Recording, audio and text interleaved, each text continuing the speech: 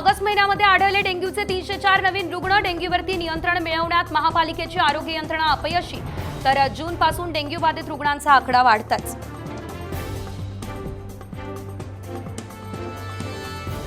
नाशिकमध्ये कत्तलखाने आणि मांस विक्रीची दुकानं 7 सप्टेंबर पर्यंत बंद। जैन धर्मियांच्या पर्युषण पर्वासाठी महानगरपालिकेचे आदेश।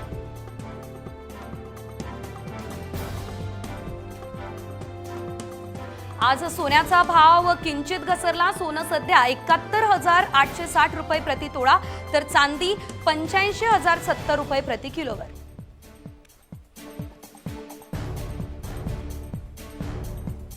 आवक कमी झाल्यानं पंढरपूरमध्ये कांद्याला चांगला भाव। प्रति किलो 45 ते 50 रुपयांचा दर। शेतकऱ्यांमधून समाधान व्यक्त।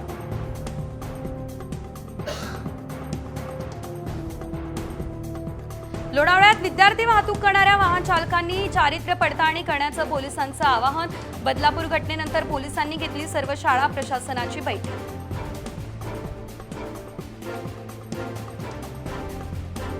बदलापूर पाठोपाठ कल्याण तालुक्यातील 10 गावांमध्ये संतापजनक घटना। 2 वर्षीय चिमुकलीवर लैंगिक अत्याचार।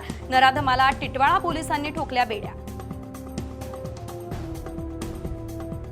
नारायण राणेंवरती कारवाई करा। ठाकरे गटाची पंतप्रधानांकडे मागणी। खासदार मारून टाकण्याची धमकी देत असल्यानं कारवाईसाठी विनायक राऊतांनी लिहिलं पत्र।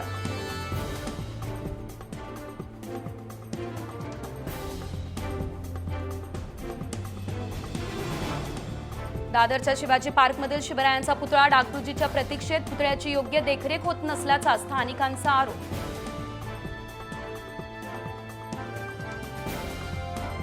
मारुती सुझुकी लवकरच लॉन्च करणार तब्बल 6 नवीन इलेक्ट्रिक कार। मारुती सुझुकीच्या वार्षिक सर्वसाधारण सभेत महत्त्वाची घोषणा।